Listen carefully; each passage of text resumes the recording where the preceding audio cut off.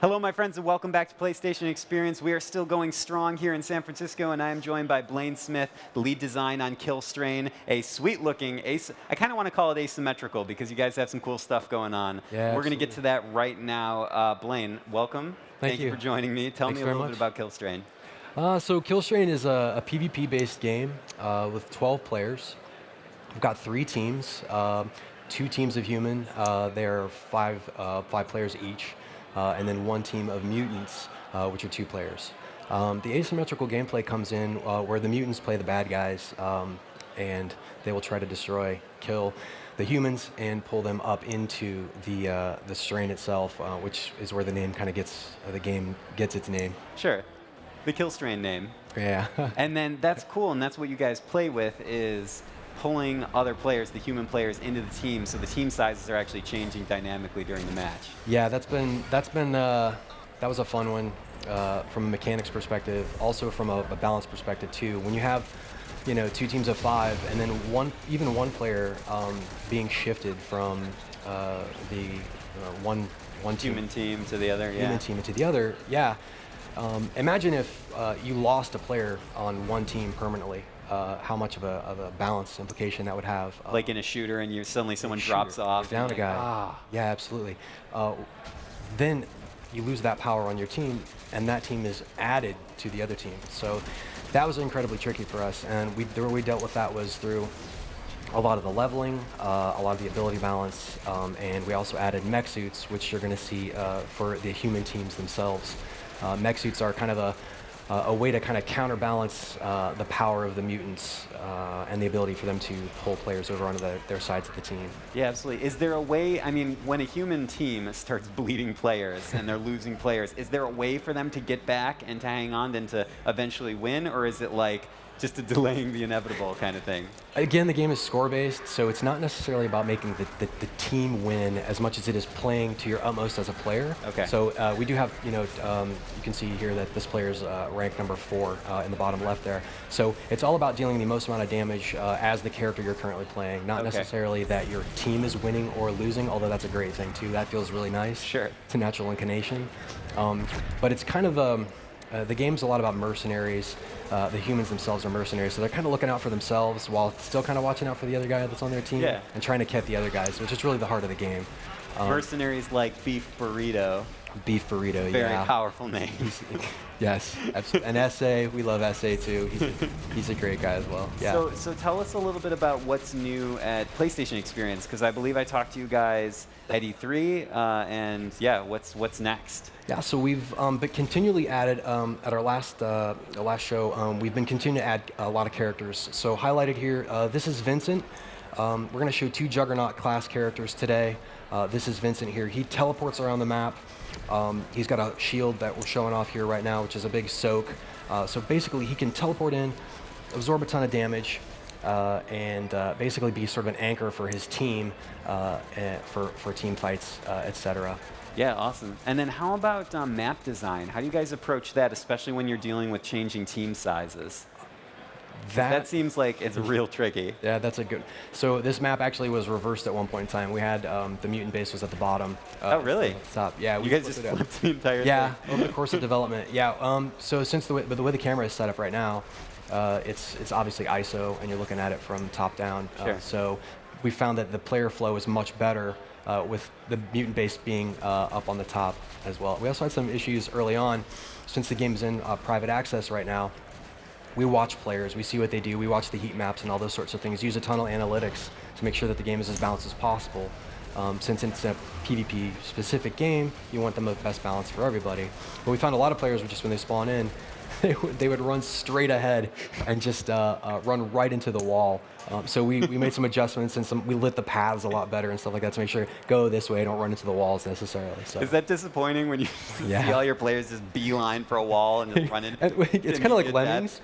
They'll lemming, right? They'll just all, and then it was like, no, go down, guys. But we see the light. That's a fun challenge, though, because then you guys get to inform your design based on the player base that you guys have, and that in turn just makes the game better, right? Yeah, the community's been really rad for us. We started this, we actually, PSX last year, we had 3 characters in the game. We had Diesel, Sylvan, and 1 mutant. And we have 12 characters in the game now, so the game's expanded, exponentially. Actually, there's a lot more going on, and a lot of the players have given us a lot of feedback on those characters. How fun they are. We watch, we really look at the numbers a lot of times and see how they're being played, and we're continuing to grow the game all the time. We've got every character has a couple of abilities, the masteries that come in, so you can actually augment those abilities and make them better, customize the character even further. So if you have a team that's playing 2 hacksaws, we have 1 hacksaw here. This is our guy. You can mastery him we call him Goomba Hacksaw, and he just jumps all the time. We've got him wired that way, and then you've got one that's a lot more beefy and can take a lot more damage, etc. Just customizations go a long way towards making players happy. Absolutely. Engaged. And you were talking about upgrades. So when it comes to upgrades, do you guys design for just match by match upgrades, or are there persistent things that you guys want the players to earn over time? The upgrades themselves, so we automatically upgrade your character right now with the abilities. They'll automatically power up. Every character has a level that's kind of that just escalates as the game goes on. Sure. You'll do more damage, etc.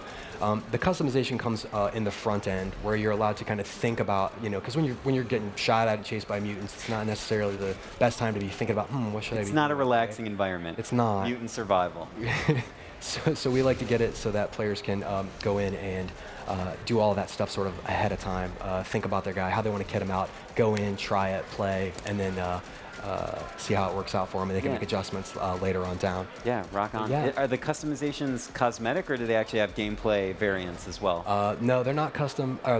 They don't show up visually right now. Okay. We will have skins for characters.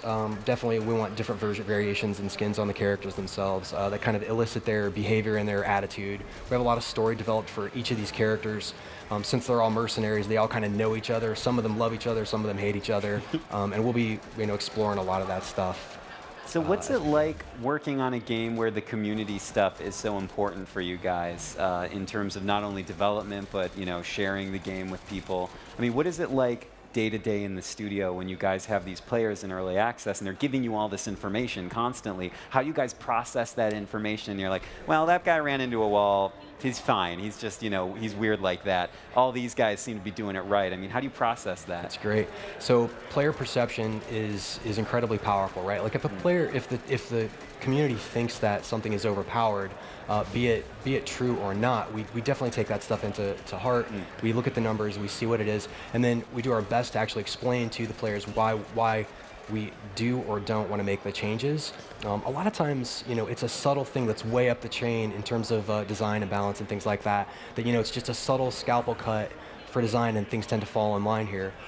The game's very, it's very, I don't know how to say it, it's not complex, but it's very complex under the hood, but we've taken great pains to make it as smooth as possible and as seamless as possible when it comes to playing the game and being as least amount of friction as we can get. Yeah, absolutely. And the data shows that too. I mean, a lot of the players pick this up in it takes a couple of games to get the hang of it. But as with anything, right? Yeah, right. Yeah. But then once you get it, you really start to understand the layers and layers of depth that come into the game, which I'm pretty happy with and really proud of the team. They've been doing a really, really good job. Absolutely. So what's next with you guys? You guys are just going to continue working in the private beta, right? Yeah, we're working on our private access. Private access. There we go. Yeah. I'm throwing words around. It's fine. We're private access right now, so keep on digesting that information. Yeah, I mean, if you swing down and check us out downstairs, you'll be able to get into private access and play the game tonight. Tonight, up and running. Actually tonight. Like actually tonight. All Yeah, right. You can play it right now, or you can play it with us too. That's fine. Stop by, please. Yeah, and we'll be up and running. I think most of the weekend here. So we're up and running 24, and then we bring the servers down, chew on the data, make changes that we need to, and then back up and running. Yeah. So rock on. Well, what should people take away from Killstrain, and what should people be most excited about when they get this game? Playing with your friends. The funnest part about this is when, because of the team switch mechanic, the being able to switch over, it's like you and I start out on a team and we're best buddies, right? And then all of a sudden, it's like it's you or me. You're gonna get turned into a mutant, or I'm gonna get turned into a mutant. I'm like, I really like you, but our friendship isn't that strong. And then it's like, I get to shoot you. So that's really one of the funnest parts of. I thought we had a good thing going, man. Now I'm a mutant and I'm dead. Yeah, absolutely. All right. That's the fun stuff. Yeah. I mean, if you like PvP. And most people do, you know, score-based games, a lot of progression. We built a lot of that stuff in, so we've been having a lot of fun deving it too. Awesome. It's been really fun. Community's been great too. Thank you guys. No, dude, and thank you for being here, and thank you for showing us Killstrain, and thanks to everyone watching here and watching at home. PlayStation